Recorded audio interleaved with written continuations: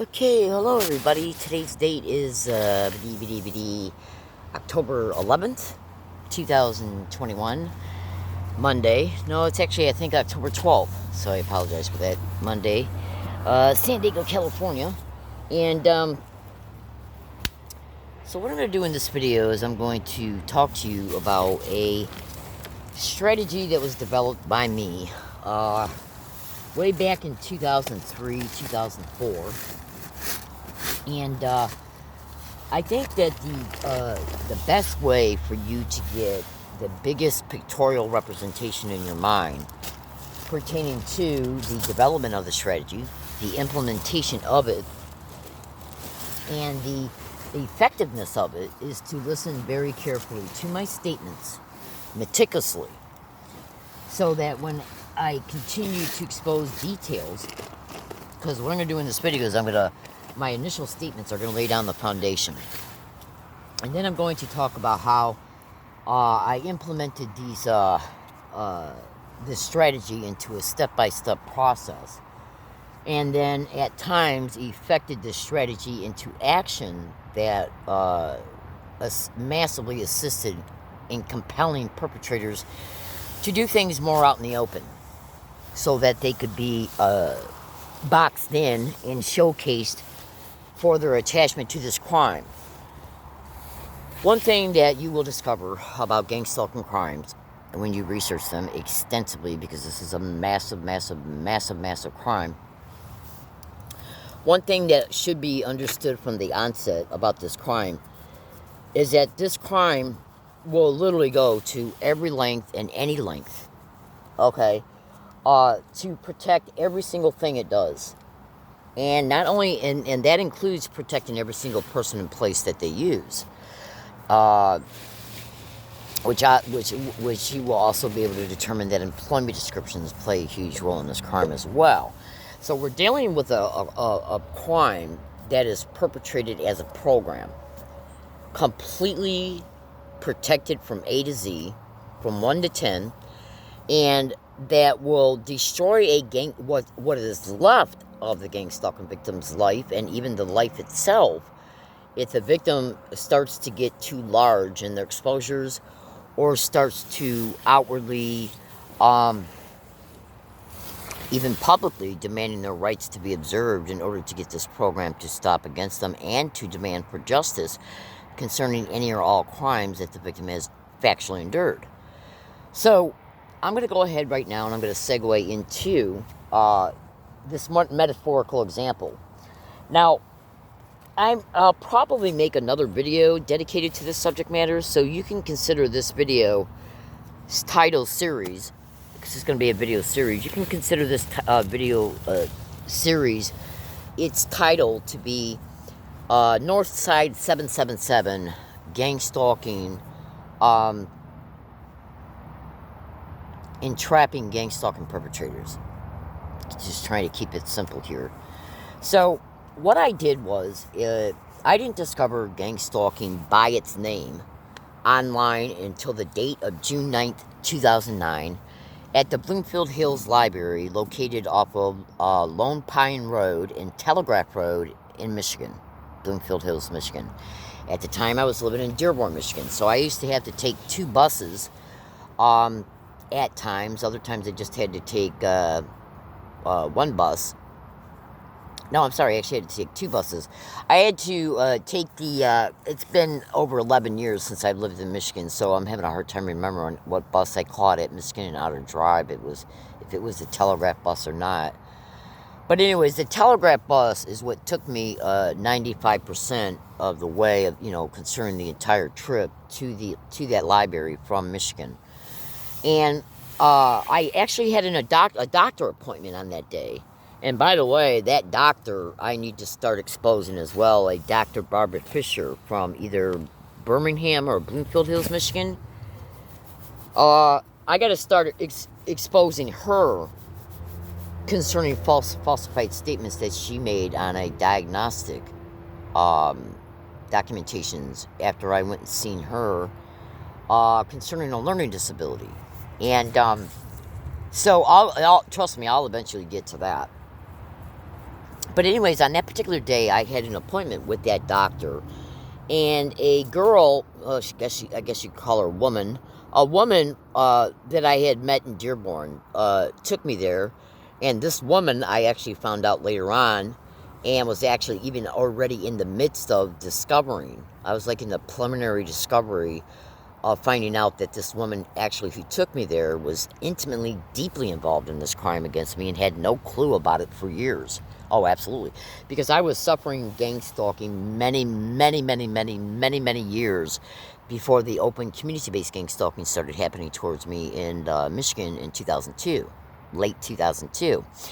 So so when you research social infiltration gang stalking, you will see that these demonic bastards will prop up people into your life so they can then play eventual roles that will assist in the exploitation of you, which can be in order to achieve multiple crime motivations. So what I did was, on June 9th, 2009, the day I discovered gang stalking, by going to that library, the woman who took me to the doctors, she works in that general area. So she picked me up from Dearborn, dropped me off at the library, and with the intention of coming back and picking me up around 12 o'clock, 12:30, because the doctor appointment was at 1 p.m. on that day, and that doctor's office was also in the same neighborhood. So that was the main reason why I was there in that library on that date, even though, on many, many, many, many, many subsequent dates, prior dates, and even subsequent dates, I had revisited that library and was gang stalked to and at it every single time I went there. Every single time. So, research my descriptions to gang stalking. So, to kind of end this part of this exposure, when I went into that library on that day, I decided to do some extensive research online to see if I could come up with some information about the type of crime I was enduring.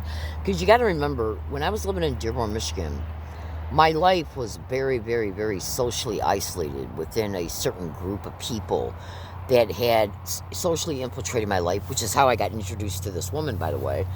And I'm not going to go into that aspect of what caused all that, which was basically a setup through this crime as well.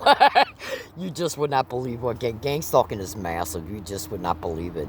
And trust me when I say, when I make video exposures, because I'm going to start making some video exposures concerning Michigan and Dearborn, Michigan. You better believe that. Oh, absolutely. Make no mistake about that. And so that history will be eventually massively detailed and exposed, so you can see the entire picture of the persons and places and employment descriptions that played a direct role, and some a loosely connected role in the exploitation of me in Michigan. And so when I went to the library in June 9, 2009, I sat down in front of the computer, and I was in such bad trauma and such bad mental disassociation because of the tortures I was enduring in Michigan and the extreme crimes and exploitations I was enduring. The torture in Michigan was so bad, there was many times I couldn't even talk. That's how bad I was tortured in Dearborn, Michigan. Okay? Now, so through the grace of God, when I sat down at the library at Bloomfield Hills, Michigan on June 9, 2009, I thought to myself, why don't I type in at Google corrupt mental health in the government? And the reason why I did that was because of an issue that took place between me and a Taylor, Michigan police officer inside the Taylor, Michigan Police Department, when I just ducked in there on my day, one day on my way to the library, which was right up the road from the Taylor, Michigan Police Department. I'm sorry, yeah, the library was past their police department right off of Telegraph.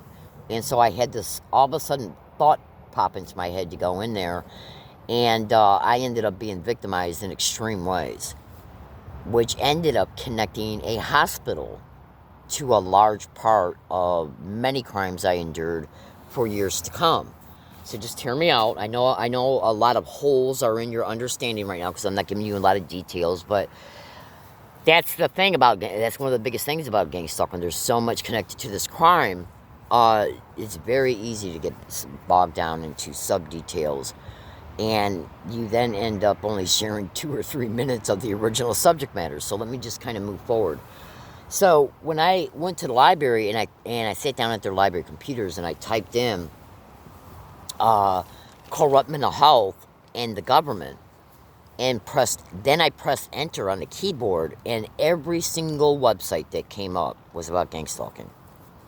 Every single one. And I'm not just talking about the first page of websites that came up. I'm talking about at least 3 to 4 of them. I stopped looking after the 4th because every single website that came up on each page of websites was about gang stalking just by typing that in. So I brought up about 3 different blogs, and every single one I could identify with. And I think it was the second one that I brought up, which was at that time www.exoticwarfare.org/gangstalking. When I brought its website up, its cover page, 99% had already happened to me. Okay, that I could outwardly immediately identify. Absolutely. So I knew there was no other. I knew that there was no other way that this could be an accident. Okay, so that day was like a Christmas day for me. We all are aware of how children get excited when it's Christmas. Well, the day I discovered gang stalking online on June 9, 2009, I literally felt like it was Christmas as a child, because I had endured such horrific crimes in Dearborn and still did continue to endure them. I finally had something that I could attach a name to. Because, see, this crime, when you walk into a police department, and I'm not necessarily referring to the Taylor Police Department incident, which occurred in 2006, when you walk into a police department and you try to tell the police that strangers are bothering you in very unique, specific, yet bizarre ways, without knowing the police are connected to gang stalking, well, do you honestly think that the police would not take advantage of your ignorance? And since gang stalking is nothing but a nationwide organized crime syndicate operating in the system at the federal, state, and local level, in all state, county, city, and local governments, and saturated within every neighborhood in America, literally, it's a little epidemic. Well, I think through your research, you'll eventually conclude that when a gang stalking victim walks into a newspaper station, when they walk into the ACLU or on their way there, when they go to a police station, a newspaper, any place they go to that can cause problems for these people, well, for one, no matter where you're going to, they know where you're going to, because they literally track you 24/7 every second of every day. Hold on. Literally. So, when you don't know what you're enduring is called gang stalking, you don't have any specific exact terms that describe their techniques that are all over the internet, exposed in tens of thousands of blogs, to be identified, termed gang stalking applied techniques. So in other words, if you don't know about gang stalking, how are you going to go into the police department and say, I'm a victim of gang stalking, and I'm experiencing illegal tracking, I'm experiencing cyber hacking, cyber espionage, I'm experiencing illegal stalking, I'm experiencing the sensitization method, I'm experiencing the direct conversation method, I'm experiencing the dark neurologistic programming techniques of this crime, I'm enduring staged events, okay, I'm enduring people breaking into my home and moving things around, taking things, replacing them later, and then not having a name. So that, see, because if you're talking to an uncorrupt cop, which that's never possible when you're a gang stalking victim, because even if you got a cop that's not intimately directly connected to this nationwide organized crime syndicate, any police officer you talk to, that police officer will be approached by a higher up, and he'll be told what to do and what not to do. Just like that. Just like that. It's literally that simple. So, but you see, here's the thing. It's easier to entrap the police when they are engaging in criminal activity connected to this crime. If you go in that police department or approach a police officer, no matter where you might see him, and you say, look at this tape recorder. I got indisputable evidence I'm being gang stalked on it. Every single place I go. Multiple places, because the tape recorder's got thousands of audio files Okay, I got thousands, 8,700 audio files in my physical possession, showing people getting around me every single place I literally went in 11 years, repeating gang stalk, oh my god, we're crazy. Gang stalk, oh my god, suck D-I-C-K, suck my D-I-C-K, and so on. And I do apologize for being descriptive like that, but, you need to understand what's going on. That's related to the sensitization technique of gang stalking, repeating words and phrases, repeating identical words and phrases. And by the way, this woman I was referring to a little while ago, she was connected to a group, okay? And there's other victims of that group from other states stating that they're enduring the same exact identical victimization, okay, through that group in their state. Now, I no longer attend that group. I never had an honest need to attend that group. That group I was forced to attend as a result of a staged event between me and the Dearborn police. Okay? And that's related to the other exposures that will be coming up that I talked about a little while ago. So you can see how these people infiltrated my life years before the open community-based gang stalking started. Oh, absolutely. Make no mistake about it. And that is a common practice in this crime, to infiltrate a person's life socially, even intimately. Google social and intimate infiltration. Google the hell out of it. Hold on one second. So, all right, where was I at? Excuse me. So, now let's see, where did I leave off at? So, if you don't know that what you're enduring is called gang stalking, and therefore you can't get online and educate yourself about this crime, then you are very, very, very susceptible to fall into the traps that they put out for you, and you are also absolutely thoroughly susceptible to neural influence through the neural technologies that these wild mass murdering whores are using on tens of thousands of victims.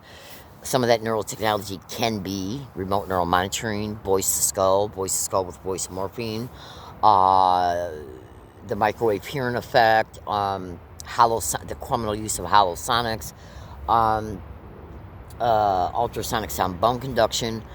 And trust me when I say, when you research my descriptions, sweethearts, you're going to literally see tens of thousands of posts. And you should also know these descriptions have been exposed on national radio shows, including ones I've been on. And books are even written about this. Scientists, doctors, professors are online exposing it, as well as tens of thousands of educated victims are exposing it too. So what I've stated in this video pertaining to the technology is the absolute fact, but all of it is covered up and protected and lied about. So, good luck trying to get the government to admit that they're using remote neural influencing technologies on human beings in America to set them up for exploitation. I mean, America's supposed to be the land of the free, right? So, if you don't see, you can experience this crime, and it will hit you in an extremely bad, impactful way when you're experiencing it without knowing the name of it. Because there's a lot of psychological operations going on in this crime, and there's a lot of those operations intentionally induce psychological disorientation. Gaslighting, the use of neurotech, the covert colluding relationships that work in tandem in order to implement the techniques and then to lie about the techniques that are being used against the victim so they can cover their tracks. The covert collusion with law enforcement at every level is done so that they can protect their ass. And then they'll turn around and call the victim mentally ill. So how can you point the finger and say, well, I know this cop did this on this day because he's connected to the crime I'm enduring, without having a name? Because if I was to make a video and I said, this cop did this to me, and I know that he's connected to the crime that I'm enduring along my routes, and here are some of the things I'm enduring along my routes, and they might sound bizarre, whether you got evidence or not, mostly if you don't, how are you going to prove even to the public through a YouTube video that you're experiencing a crime if you don't have the name of it? Because then how are they going to look up to see what's exposed online concerning it? In fact, you can go to YouTube search box, and I'm going to give you the name right now of two separate local news broadcasts about this crime. The first one is titled Stalked in San Antonio. The second one is titled San Diego Mother Thinks She's a Victim of Community Stalking. Hold on a second. Now, when you watch these two separate news broadcasts, what's one of what's one of the main things you're gonna that you're going to discover? You're going to hear both. You're going to hear two women, one woman from the one broadcast and one woman from the other, openly state that they could not make sense of this crime, or they were at least able to make better sense of it after they went online and discovered the name of it. Okay? Which is how most victims become aware of it, because these satanic rats, they will not use anybody to walk up to you and tell you that what you're enduring is connected to gang stalking, because they already know that you don't know about it yet. And so, therefore, they know that their techniques when they apply them against you, and their resources when they employ them against you, they know that your brain has not been able to connect the dots in reference to, look, if I say go to Google and type in at Google the police and gang stalking, and then churches and gang stalking, okay, and you see grocery stores and universities and libraries and banks and post offices, okay, and security guards, the business plazas.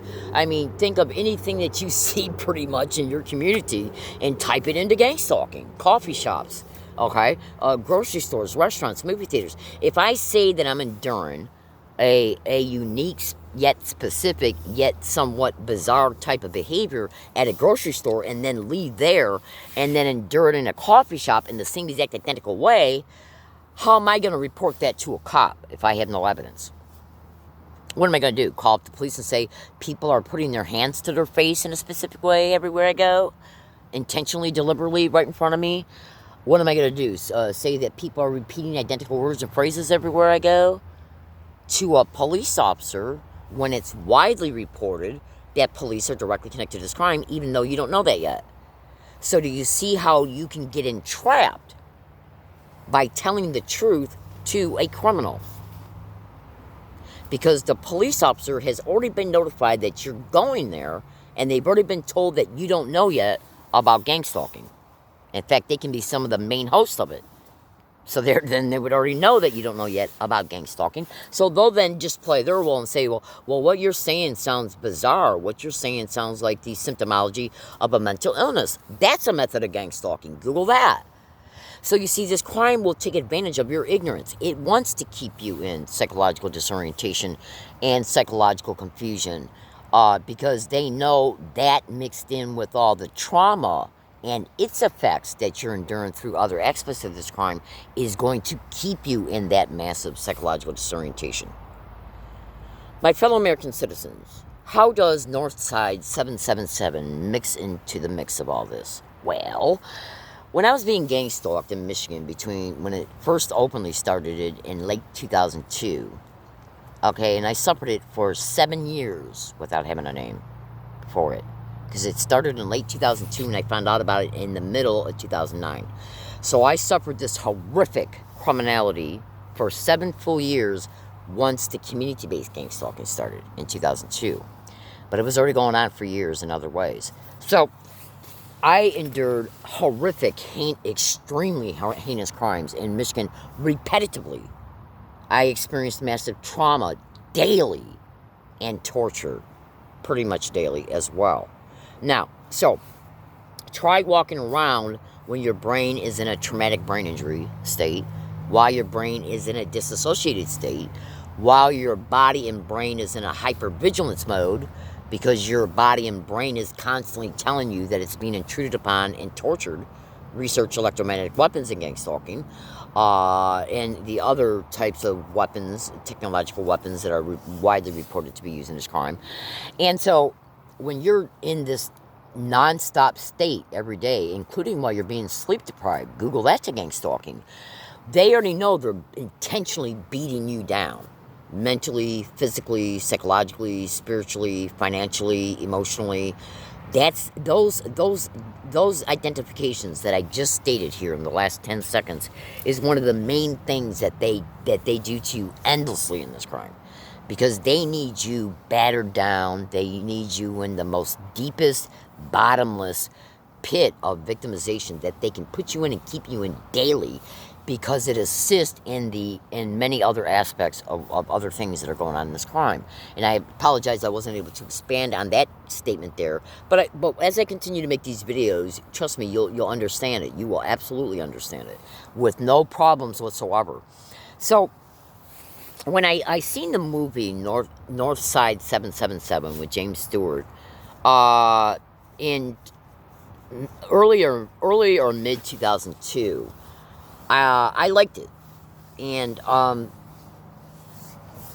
so I remembered it, and I think I seen it one other time on TV, right before the community-based gang stalking started, and then hold on a second. Oh, and I think I might have even tried to take it out, or maybe watched it either at U of M Media Room, or maybe at the Bloomfield Hills Library, or maybe saw it on YouTube at a library. One of the three. So what compelled me to, what did I take from that movie, Northside 777, in order to take what I did take from it and develop strategies around it in order to box in these wild, satanic, filthy, criminally insane, raping whores? Well, if you watch the movie Northside 777, what's the main thing that you're going to eventually see about how James Stewart was able to prove that the woman set up these two men for false imprisonment based on the killing of a police officer who went into a speakeasy back in the days of Prohibition to have a drink, and he got set up and murdered by two people, and then two innocent guys got set up for it because a woman by the name of Skutnik said it was them. But then she also lied. And the lie is what sent the two men to prison. Now, the way that James Stewart was able to prove that she lied is where I got one of my main ideas about how to entrap these satanic rats. And check this out. Remember, I did not discover gang stalking until June 9th, 2009. I started enduring the community-based gang stalking in late 2002. And trust me when I say, when the community-based gang stalking started, massive other crimes started and escalated, and other crimes that were already going on that I had no clue about were also massively escalating. So they like hit me from every angle that you can think of. Okay? Literally. So what I remembered from the movie Northside 777 was that the woman in the movie tried to lie and said that she never seen the guy that she pointed out and said was the murderer until the day of the lineup, even though a photographer took a picture of her walking on the courtroom steps the day before that lineup with the person, while the person that she picked up out of the lineup was 10 feet away from her in the same picture. So that lie right there caught her in an open lie, and therefore she did not remain a credible witness. Now, the way that was able to be proved was because James Stewart noticed in the background of the picture a newspaper boy standing across the street holding a newspaper in his hand, and that newspaper had a date on it. So how does this fit into my strategy that I developed, taken from this movie, and incorporated it within a strategy to entrap these 6 satanic whores? When you walk into a police department and you say you're enduring any part of gang stalking, before you know what you're enduring is called gang stalking, the only thing you can really do is go in there and say, I'm enduring this in this way. Even though I hadn't done that yet. Okay? But I already instinctively knew, and through my intuition, and believe me, intuition can be correct. My intuition was telling me that there's no way that this could be going on without the government's involvement. And if the government's involved in it, then the police got to be involved in it. Okay? Because there's no way that I'm going to experience open crimes in banks and post offices and restaurants and at U of M and at libraries and along bus routes. Whoever's managing this obviously has power. And if they got this kind of power and it's ongoing, there's no way that the police cannot know about it. Okay, because there's just too many connected partners. It's too networked. And if something like that is networked, then it's got to be networked for a reason. And if it's networked for a reason, then there's no way the police cannot know about it. There's no way. Okay, because a lot of the places I was gang stalked at were government buildings. Post offices, libraries. Okay, absolutely. Okay, I was even gaslighted in police departments when I was standing in the lobbies of quite a few. So just the back part of my mind said, if the government's doing this, there's like an extreme, extreme, extreme likelihood the police are. So, I thought to myself, when I started reporting being harassed to U of M campus safety, and they lied their fucking ass off right to my face, literally, and then were eventually caught engaging in this crime towards me, openly, I'm sitting back and saying to myself, all right, it's obvious that I'm dealing with something that's managed by the government.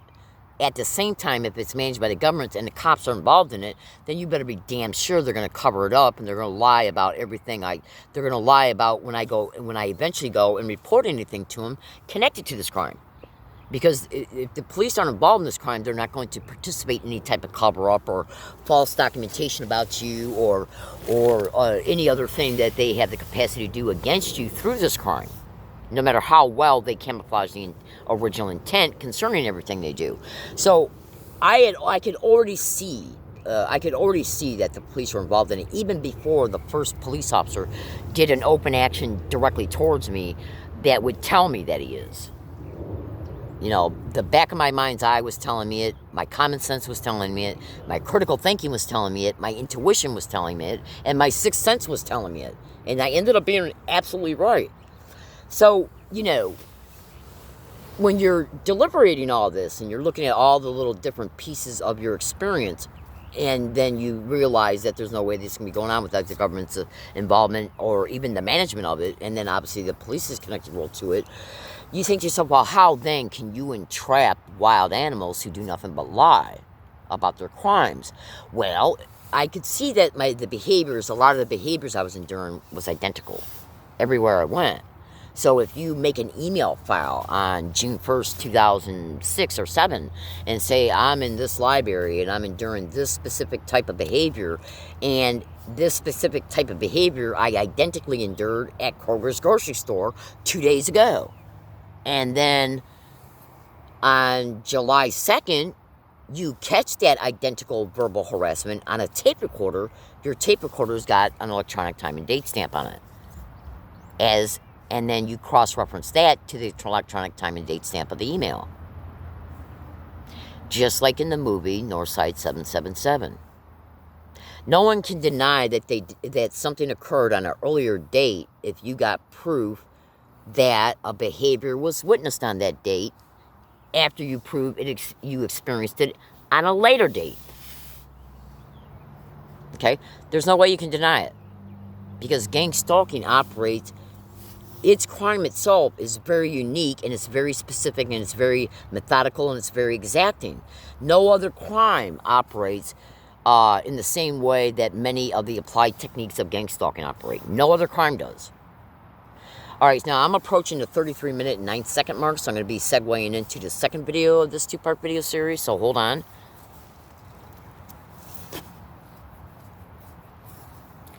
All right. Okay, so now let's assume that the second video is started, because sometimes the memory cards that I put in, excuse me, please. Sometimes the memory cards that I put into these phones only allow me to make 33-minute and 9-second long videos at a time. And on rare occasions, it just allows me to continue to make a long video. So I won't be able to determine what this video card's going to do until after I stop the video and then go into it to see the length of it. So that's why I usually at the 33-minute, 9-second mark will state that, okay, this is video 2 of the video series Northside, titled Northside 777. I already forgot the rest of the name of the title, to be totally honest with you. The first video has got the name of the complete title at the beginning of it. So when I get done watching this video, let's see, what was it? It was Northside 777. Oh, I know. Gang stalking and trapping the perpetrators. I apologize for the confusion. I got a little bit of distraction going on around me right now. My birds are here and they want to be fed. Come here, baby. Come here, honey. Okay, so I apologize for the interruption. Now, so where I left off at the end of video 1, because this is a video series. There might be a third video, so keep looking out for video 3 in case I make one. When I do a video series, I always verbally state at the beginning of it if this is a part of a video series and its title and the title's dedication to each specific video series. So, you'll be able to determine if a third video has been made or not, because I usually don't. Sometimes I don't have time to title the YouTube videos right away. That's why I verbally state the titles at the beginning of them, because this crime is keeping me so damn busy. It's unbelievable. So, at the end of the first video, at the very end of the first video, I started to massively roll out. I spent 98% of the time of the first video talking about things that kind of helped educate the first-time viewer. If I got any regular followers out there on my YouTube channel watching my videos and my exposures, please try and remember that a lot of times when people see my videos, they don't know about gang stalking, or they're a first-time viewer, and so they might not be able to thoroughly understand what I'm trying to present without some type of preliminary explanation that will lead them to the what's exposed once I reach the subject matter. So it's a little talky. There's a lot of details in the first one, so I apologize for that. But everything that I stated needed to be said. So anyways, where I left off at in the first video was that I stated that the movie Northside 777 with James Stewart gave me one of the ideas that I had been nonstop implementing in my strategic behaviors in entrapping identified perpetrators of this crime and participating partners. And I have been pretty effective. In fact, I've been damn effective. Not as effective as I'd like to be, but this crime has done so much to me. I've spent a good majority, and I don't mean to, get sidetracked here, but I spend a lot of time of my daily schedule surviving this crime and surviving the circumstances that the crime has put me in. The homelessness. They intentionally made me homeless from 4 apartments in Michigan and 1 in Tennessee. And so anyways, where I left off at in the first video was I talked about how in the movie Northside 777, hold on, sorry, that in the movie James Stewart was able to prove that a woman in the movie who was playing a role in the movie lied about one of the 2 men, or in fact she lied about both of them, that ended up sending them to prison, and they were completely innocent. So what James Stewart did in order to prove that she was a liar, to discredit her, so that her testimony would no longer really be relevant, because there was actually 2 other witnesses that said that the 2 men were not the murderers. So when you can discredit a person concerning their testimony while you got 2 other people saying that it wasn't the 2 men, well then that testimony of that woman starts to get extremely discredited very, very, very, very fast if she's caught in a lie. Okay, because her credibility is now destroyed. So in the movie, she stated that she saw one of the men that she picked out of a lineup. She said that was the first time that she had saw him since the day of the murder. Okay? Well, James Stewart ended up getting a hold of a photograph taken by another newspaper showing the woman who identified these 2 men and one of the men that she identified out of the lineup one day before she identified them out of the lineup. And even though she was stating in court that she had never seen them before except for the day of the murder, and the next time she saw them was the day of the lineup. So a photographer from another newspaper took a picture of this woman walking up the courthouse stairs, and 10 feet away from her, also walking up the stairs, was one of the 2 men that got arrested that was going to be in the lineup the next day. So she got caught in a lie. And the way James Stewart was able to prove it was because in the background of this picture was a newspaper boy standing in the background holding up a stack of newspapers against his chest, and the date of that newspaper, okay, was able to be ascertained. So you want to watch the movie Northside 777 with James Stewart. It's a good movie. It really is. It's a classic, actually. Hold on.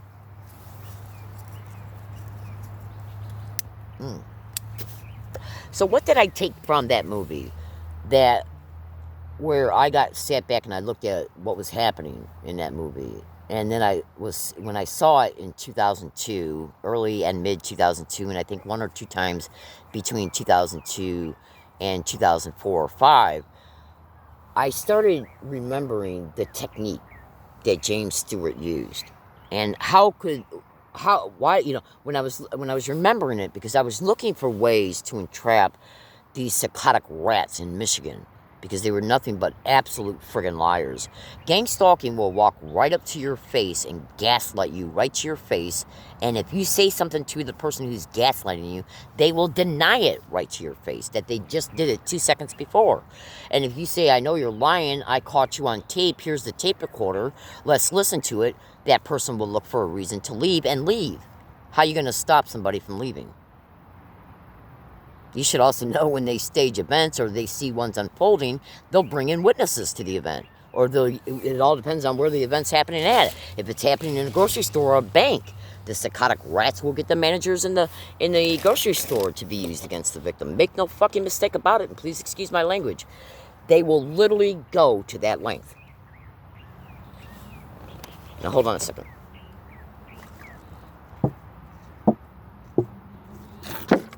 That's part of the gang of gang stalking, where everybody plays their role against the victim. So who's the psychotic, satanic sewer rat who's hosting this sick shit? Hold on a second. So I thought to myself, I could easily see in Michigan that the concerted conferenced effort to prop up all the identical harassment I was enduring could only be perpetrated through the government, because of all the different places I was being gang stalked to and at, and the people used in them. Because think about it, if you work in a post office and you're a federal employee, right? So you being a federal employee, do you really think that a federal employee in a post office is going to be able to be approached by some low-life street punk, and do you really think that some low-life street punk is going to be able to walk into a post office and say to a postal supervisor, I want you to repeat this word and phrase against this postal customer when they come in? No. Because that postal supervisor will say, why are you telling me to do this? I'm going to call the cops on you if you don't get out of here. So the only way you can get a postal employee to repeat an identical word and phrase that you've been sensitized to when you go into the post office is to at least 2 things. One, that postal employee has to be approached by somebody who's got a position of authority over that person. Okay? 2, that person who's approaching that postal employee has got to have a picture of the victim combined with more than likely a badge and a sophisticated lie, and probably a fake bogus criminal investigation file. Google all my statements to gang stalking. Now that applies also to if you walk into a bank, a library, a university, and the managers and the employees play the same exact identical to a T role against you when you go in there. Do you really think that some dumbass, low-life, street punk has got the position of power and authority to go in these types of places to get these types of people to do these things? They're going to say, why are you asking me to do this? If you don't get out of here, I'm calling the cops. So whoever's getting them to do it has obviously got a position of power. That's common sense. Now, I was able to deduce this on my own long before June 9, 2009, the day I discovered gang stalking online. Because when you go into a bank and you're gaslighted by bank tellers, when you go into a post office and you find out that your check has been stolen or delayed 2 days after you hear somebody walking by you saying, does she really expect her check to be there, after they say, oh my God, which is one of the phrases that's constantly repeated along my routes out here in San Diego. I got email files going all the way back to 2008 showing me state that they're repeating, oh my God, along my routes in Michigan. Literally. So you say to yourself, somebody walks by me and says, oh my God, does she really expect her check to arrive? 2 days later when you get paid, your check ain't in the mail. They know you're going to make that mental correlation. So who's got the ability to take your Social Security check out of your P.O. box?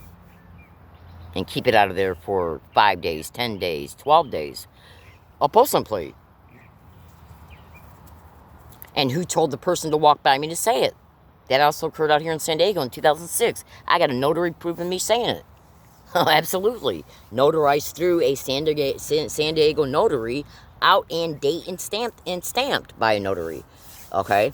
Meaning that the notary was stamped with the date, showing me state that they were having people walk by me and threatening to steal my check from a UPS store P.O. box on Broadway Street and Front Street in 2006. And then it shows me talking about a UPS store employee, Michael Lewis, who gaslighted me when I would go in there to check on my mail. Because if you're being gaslighted in several different types of identical ways, physical gestures, identical words and phrases and stuff like that, related to the sensitization method, before you know about gang stalking, because I didn't discover it until June 9, 2009, how can you make sense of this? How can somebody walk by you on the street and say an identical phrase that's said along all your other routes while they're saying a threat about your check, then 2 days later when you go into a place to get your check and it's not there, and as you're talking to an employee, did the mail come yet? And he says yes, and you say, well, my check's not there, and he's gaslighting you right to your face with physical gestures that you're putting up with along all your routes, buying through the same people who are repeating the identical verbal harassment. That's their way of letting you know that UPS is covertly involved in this crime with the assholes who are threatening to steal your check. That's how gang stalking operates. Buying through memory references. Anchoring things in your mind related to the sensitization technique. It's how they create intentional correlations. So how are you going to prove that people are working in concert to intentionally negatively affect your life so that then the effects and their circumstances can then be monopolized on? So then eventually those are monopolized on, and so on and so on and so on, to then you end up getting exploited. Like your social services worker keeping your food stamps away from you intentionally. After you get robbed physically. Okay? How many ways can you human traffic somebody who has no money, no ID, no one to depend on? How easy would it be to human traffic them? Especially when they don't know yet about gang stalking by name. And that's where I somewhat left off at the end of the first video. Because consider this. If you do not know the name of the crime you're enduring, gang stalking or organized stalking, it goes by a couple different names, but it's the same crime. If you don't know the name of it, how can you then get online and educate yourself about it concerning the crime itself? And when I say educate yourself about it, you're already experienced, because you're a victim of this crime already, so you already had the victimization experience through the techniques that they've already openly displayed to you. Because remember, this crime, a huge aspect of it operates by and through intentional correlation between them, their techniques, and the victim. That way, the victim, every time they experience something, the victim will identify how it was done, and there's going to be an attribute within that event that's going to signal to the victim that it's related to the crime to the crimes they've already endured. Because when those other crimes were already endured, something was presented to the victim, so the victim would identify it to be related to crimes they've already endured before that one. That's how gang stalking works. So research anchoring and the sensitization method extensively. Remember what I said about the threats of stealing my check, and then 2 days later I discovered it was stolen? Okay, on the day that it was supposed to arrive. That's how they create the correlations. So how are you going to walk into a police department and say a total stranger walked by me and said, oh my God, does she really expect her check to arrive? And then 2 days later when it's supposed to arrive, it ain't there. And then the guy who works at the place where your P.O. box is at is engaging in identical physical gestures that the person made as they were saying what they said 2 days before. How are you going to explain that to a cop? How are you going to know that the cops are involved before you even walk into the police station if you don't have that experience yet? And if you don't have the educated knowledge from the internet, you can be easily entrapped by these filthy whores. They count on it. They count on the psychological disorientation because they know you don't have it figured out yet who's managing all this. But the only way that something this huge can be managed, because think about it, you go to the bank, the post office, the grocery store, the library, the university, and everybody that you come in contact with is approached by these psychotic whores covertly and told what to do, and what they're told to do is identical to what you experienced at the grocery store. Okay? That's how they create the correlation. That way, everywhere you go, you experience the same crime. So when I watched the movie Northside 777, I didn't discover gang stalking online until June 9, 2009. So I didn't have a name for it. If you walk into a police station and say, I'm enduring threats by strangers, and I know these threats are because of gang stalking, look, on the internet, tens of thousands of gang stalking victims are saying strangers are threatening them, then that's going to be harder for that cop to say nothing's going on, especially when you got audio evidence and video evidence even. You know, how can he imply that you're mentally ill if tens of thousands of other people you've never met are online saying that they're experiencing threats through strangers and identical behaviors through strangers? But if you don't have the name of the crime, then what other language are you going to use except for describing what you're enduring? And since gang stalking covers its tracks completely, and a lot of their techniques are designed to try and make the victim look crazy. I mean, because think about it. If you've never heard of gang stalking and somebody walks up to you and says, oh, I just went to the bank, and this guy that was at the bank, he repeated, oh, my God, as he was putting his finger in his mouth. And then I went to the grocery store, and I endured the same thing from the cashier and the manager and 10 customers. And then I went to the, coffee shop and endured the same thing there. Okay, if you got somebody walking up to you and telling you this and you don't know nothing about gang stalking, what would be your first response to that? Well, it would probably be based on how long you've known this person. If you've known this person for 5 or 10 years, you'd probably say, well, I believe you, but I don't know what to think about it. If you've only known the person for 6 months or a year, you would be...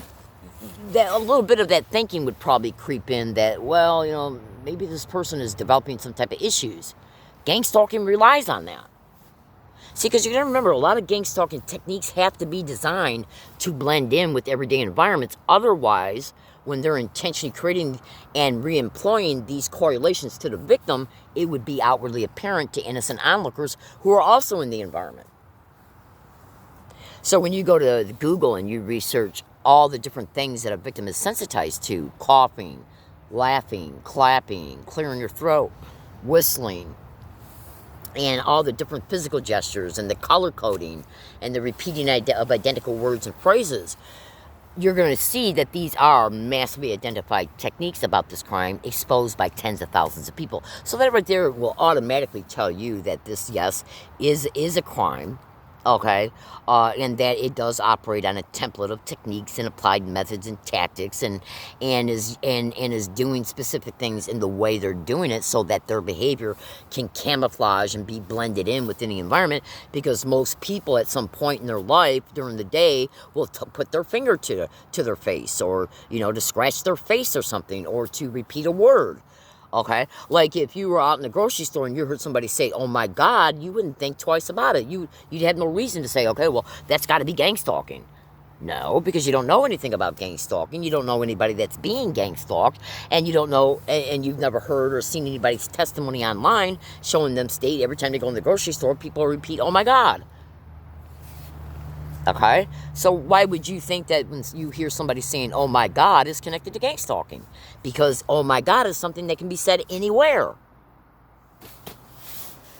Okay, now why they choose the phrase, oh my God, is actually very relevant.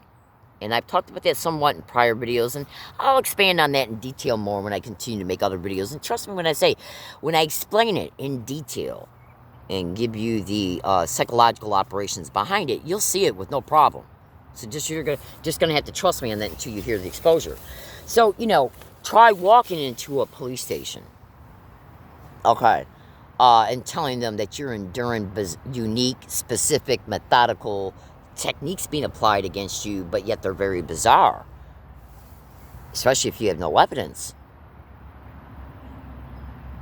Well, even if you do have evidence, it wouldn't matter.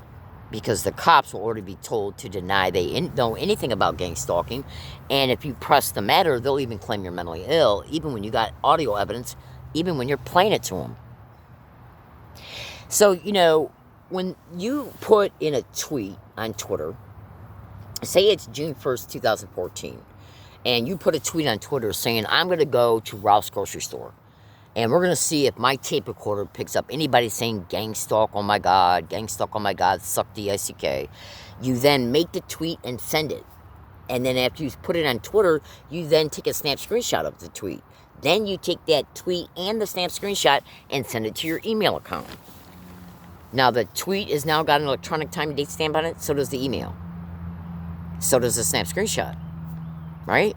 You then leave the area where you made the tweet and you go to Ralph's wearing a running recording digital tape recorder that's been set with the correct time and date. You get to Ralph's and you repeatedly catch it, including being said 90 times in just an hour and a half. Do you honestly think that that individual was not stalked from the area they made the tweet at to the grocery store and then was purposely forced to endure this identical verbal harassment by total strangers? Do you honestly think that that's happening by accident? When you wake up tomorrow or next weekend on Saturday, take a tape recorder with you into a Walmart, into a bank, into a movie theater, into a dime store, a coffee shop. And before you get there, make statements in your tape recorder saying, let's see how often I hear, oh my God, gang stalk and suck my D-I-C-K, or suck D-I-C-K, said back-to-back and or frequently and or together, back-to-back, separately. Like one person will say one word, and then right as soon as that one said, another person will say the next word, and then as soon as that said, another person will say the third word. And then they'll just repeat it over and over and over again. See how many times you catch it if you're not a gang stalking victim. So that's what I mean, that gang stalking works with very specific, unique, methodical techniques, but they're very bizarre as well. Now, so in the movie Northside 777, the woman denied seeing the man before the police lineup. She was caught in that lie by proving that the guy walked with her into the courthouse, well, 10 feet away from her in the courthouse at the same time she was walking into it, by James Stewart showing the date on a newspaper in the picture that was taken of them going into the courthouse. So she told a lie on one date. That lie got the men sent to prison. James Stewart in the future proved that the lie was told because she was seen with him on a prior date before the lineup. Boom. By the date on a paper. Okay? So you can, since these satanic, sick, dumbass, wild animals are stupid enough to repeat identical behaviors everywhere you go, that can be caught on audio and video. And then when you show this audio indisputably to a cop, I mean, it's in your face indisputable, clear as you hear me talking right now, okay? And you show it to a cop and that dumbass says something like, it sounds like he's saying Spanish. Like, listen to me right now. I'm literally saying gang stalk, oh my God. You clearly heard me say gang stalk, oh my God. I just said it again. Right? That is literally how clear my tape recorder is picking this shit being said. And then you play it to a cop and he says, I don't understand what he's saying. It sounds like Spanish. That's a bold-faced lie right to your face.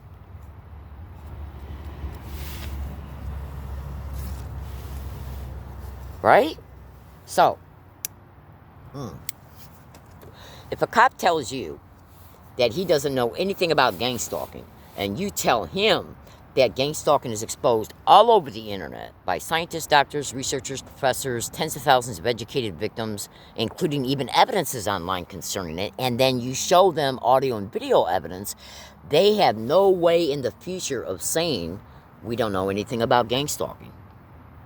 If you get online and you're a cop and you see that thousands of people have stated that strangers are being propped up around them to repeat identical words and phrases everywhere they fucking go, and then you walk into a police department with 8,700 audio files showing people saying gang stalk, oh my God, and suck my dick, excuse my language, because that's literally what they're saying around me, okay, caught on 8,700 audio files and they deny hearing it.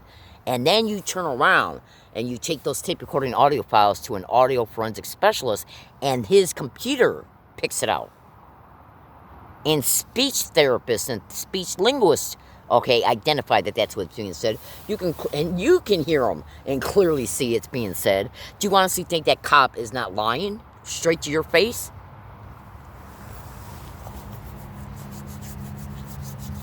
Now, I could give a flying shit what any police officer of any rank thinks about my exposures. I could give two shits. I literally do not care.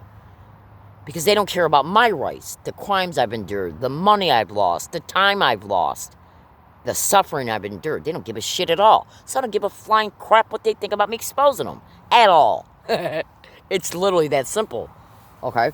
Hang on a second. They don't give a shit about anything that's happened to me. They don't give a shit about 1 second of one's suffering, including a staged rape. They don't care at all. So I don't care about exposing them or anything that happens to them, hopefully, in the future concerning their crimes connected to this crime. Absolutely. Because my life is just as important as their life, their family member's life, their friends' lives, okay? And their future and their time and their money. So, go to YouTube search box, and at YouTube search box, type in the following way that I describe. Go to YouTube search box and type in M as in Mary, MTS, Gang Stalk, Oh My God, Suck My, DI, and then the number symbol twice. The number symbol is when you press the shift key on your keyboard and then press number 2. So when you go to YouTube search box, type in M as in Mary, MTS, Gang Stalk, Oh My God, Suck My, DI, and then the number symbol twice. And then press enter, and you're going to find a YouTube playlist. One of at least 40 that are online. And there's hundreds of videos in that playlist showing people standing around me everywhere. SDSU, Arby's, UCSD, Ralph's Grocery Store, social services, everywhere, repeating Gang Stalk, Oh My God, Suck D-I-C-K. Sometimes they'll say Suck D-I-C-K first and then Oh My God and then Gang Stalk, okay? But you'll hear different people saying each word, yet each word is said back to back. You'll see it being caught on MTS bus routes at wooded areas. You'll see me reporting it to the police and them telling me that they can't understand anything my audio file is showing them, even though it's clear as day. Now, that is, again, that specific technique is related to the sensitization method of gang stalking, repeating words and phrases, repeating identical words and phrases, but the actual motive of it is auditory brain entrainment. And all brain entrainment connected to gang stalking crimes is directly related to what? Remote neural monitoring.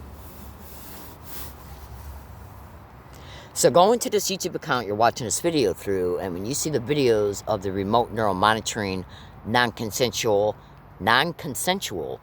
biofilm, light crystal, ocular eye lens implants in my eyes, and you watch those videos and you see them, and you see me detailing them and what they're capable of, it indisputably proves 2 crimes: electromagnetic weapons torture and non-consensual implantation. It proves remote neural monitoring is interfacing with me, indisputably. So thank you for listening, everybody. I want you to know that 777 is listed in emails going all the way back to 2005, 6, 7, 8, and before June 9, 2009, the day I discovered gang stalking online, because I chose to include 777 in those emails because I got the idea from the movie Northside 777. I've been planning this for years. Everybody, thank you for listening. Have a good day. And be good to each other. Stay true. Be good to each other. Research this crime and you will see truth. Because the only way that you're going to be able to see truth concerning this crime is by and through researching my statements, researching my descriptions, correlating the data that comes up from each research description. And it's just like putting a puzzle together so you can see the picture at the end. And then you'll know truth. Okay? All right, I got to go because I got a lot of stuff still to do. And it's starting to get darker out earlier now in San Diego. So I got quite a bit of stuff to wrap up here. Thank you for listening, everybody. Let's see if I get arrested in the next 90 days and or ticketed for any reason, anywhere. That includes along all walking routes, bus stops, bus routes, all businesses, all business plazas, all wooded areas, including before this video is uploaded, because I tried to upload a video yesterday at 3 places and couldn't upload it. So, and I'm enduring massive phone hacking and phone jamming right now. Oh, absolutely.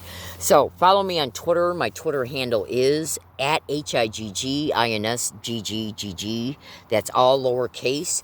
Neo Exposing Truth is the name of the Twitter account. Make sure that you see the blog attached to the profile of that account and slowly dissect everything in that baby case because your mind is going to be blown.